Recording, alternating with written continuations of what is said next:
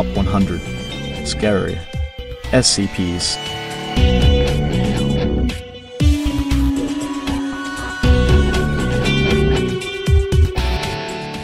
By order of the Overseer Council. The following describes a currently unknown and potentially dangerous reality-altering hazard and is level 3/2740 classified. Unauthorized access is forbidden. 2740. Item number SCP-2740. Object class Euclid. Special containment procedures. Due to the nature of SCP-2740, any means of direct containment are currently unfeasible. Access to Redacted. Redacted Street, Redacted, Indiana is forbidden and is to be enforced by Foundation security personnel. Cover story Delta 4B gas leak is to be disseminated in Redacted, Indiana. Standard cognitive hazardous subject anesthetic treatment is available to all personnel assigned to SCP-2740. Description: the nature, appearance and potential existence of SCP-2740 is uncertain. SCP-2740 is believed to possibly exist in the northwest corner of the attic in the home of the Lee family at Redacted. Redacted Street, Redacted, Indiana, a location roughly 6 m from the ladder leading to it.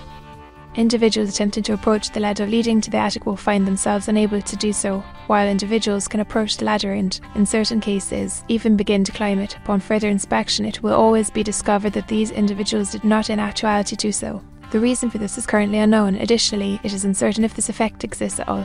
Research into this phenomenon is ongoing. The only information gathered regarding SCP-2740 has been done so through interviews with affected individuals.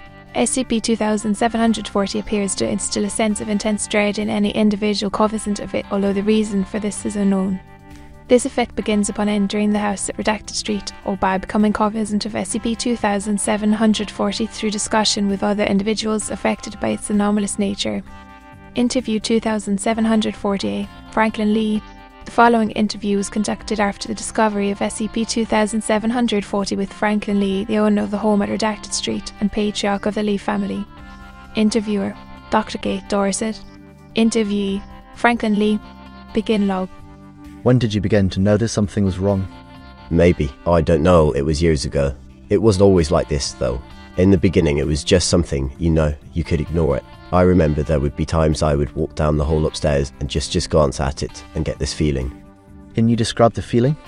Like there was something up there. Not that I could see it or anything, and we didn't hear anything either. The mood in the house changed, and we thought it was because No, it wasn't that. Mr. Lee, who do you mean she? Our oldest daughter, Olivia. She left when she was 17, and there were some other things going on then. We were going through some hard times. Olivia left to go live with my wife's sister. We haven't talked to her in years, I think. I don't know, maybe we did start to notice it then. What did you originally notice? The quiet, everything was real quiet. Didn't sound like a house with 3 other kids, but I don't know, it just built up over time, right? And after a while I decided I needed to know, I needed to find out what was up there, what she had left. Mr. Lee? I tried, I can't tell you how many times I've tried. I'll begin climbing, and I open my eyes, and I'll be back in bed, or in the living room by the TV, and the feeling never goes away. I quit my job, I couldn't handle the stress. I couldn't explain it to anyone. Everybody thought I was crazy, but there were a few times I contemplated knocking the whole house down. I even signed the papers once, but then I called back and the company didn't exist anymore. Why didn't you move? You don't think we tried? It was like climbing that ladder. You get halfway up, you push open the door, and you can feel it, but then you're sitting at the kitchen table. End log. Following this interview, Mr. Lee and his family were moved to Site 81 for holding an examination with release pending further study of their mental condition. The Lee family has not been moved to Site 81. Information claiming otherwise has been proven inaccurate. Research into this is ongoing. Interview 2740B. Interviewer: Dr. Kate Dorset. Interviewee: Yvette Lee. Begin log. Miss S. Lee, can you tell me anything about why your husband wasn't able to articulate any details about SCP-2740? Have you not been in the house, Dr. Dorset? I have not. My station has been here in our mobile fastly. Then you can't understand. We've lived there for 20 years and we can't do anything about it either. We've tried everything, but nothing works. We have reason to believe that you have entered the attic on. Date redacted. Can you confirm this? I know, of course not. Miss Cecily, this will be much easier if you can be honest with us. My husband and I, we've been good parents, but we fought with Olivia over so many things that seem inconsequential now, but it drove a wedge between us. and we all knew there was something festering in that space. She couldn't admit the mistakes that she had made. When she left, I could still feel the wedge like it never went away. One night I woke up and heard her and went to the ladder and climbed up into it and... I don't know. It wasn't Olivia. End log. Incident log 2748. After interviews with Mr. and Mrs. Lee and their children, and with neighbours also affected by SCP-2740, all of whom were certain of the existence of SCP-2740 but uncertain of any other details, several attempts were made to penetrate the attic, both man and unmanned. In all cases, further investigation revealed that no attempts were actually made, regardless of the claims made by involved personnel stating otherwise. These attempts may have included direct access through the second floor attic ladder. Shaped charge is situated at various points in the second floor ceiling, drawing access through the ladder opening, manned and unmanned access by cutting through the roof, and complete levelling of the home. As stated above, no records exist that any of these methods were actually attempted.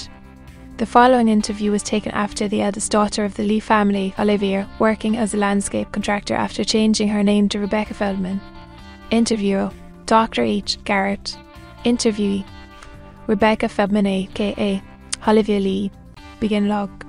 Miss Feldman, what I want to discuss with you is a phenomenon associated with your parents' home, likely located in the upstairs. The attic, I know. I thought somebody would come after me about that. I just didn't think it would be so soon. Are you saying you're aware of this phenomenon? I left my parents when I was a kid, Dr. Garrett. We had always fought. They weren't happy with the choices I had made, the things I believed in, the people I spent time with. There was anger there, so much anger I thought it might suffocate me. When I left, I felt like I could breathe again. I never went back after that, but sometimes I can still feel it. You know how you feel when you're dreaming, and you're trying to run from something, but you can't see it and you don't know if it's really there, but you run anyway. That's how it feels. What prompted you to leave your parents? There was one night, we had a fight, and my dad was drinking and Mom was even worse off at that point, and I had kept a knife under my pillow for a long time in case something would happen, and it came into my room that night. I don't know what their intentions were, but I drew it and bat them into the wall. The whole thing felt like I was being choked, and that was the first time I heard it, something moving above me. I dropped the knife and ran, and I didn't look back. Do you know anything about what is in the attic, Ms. Feldman? There are always secrets, Doctor. There's only so much that hate can build up in a place before it starts hitting you back. I don't know what's in the attic or if there's anything up there at all, and I don't think I want to. End log. At the conclusion of this interview, Ms. Feldman was detained by Foundation personnel pending further investigation of her claims. Currently, it is believed that Olivia Lee does not exist, nor has ever existed. The information in interview log 2740C is undergoing further examination. That sounds like someone opened a portal into their own personal hell. What do you think is up there? Probably like cobwebs and a dead squirrel, you know, and the entrance to a dimension that rains donuts instead of rainwater. Yum yum donut. Thanks for watching the whole video. Comment donut below if you made it this far.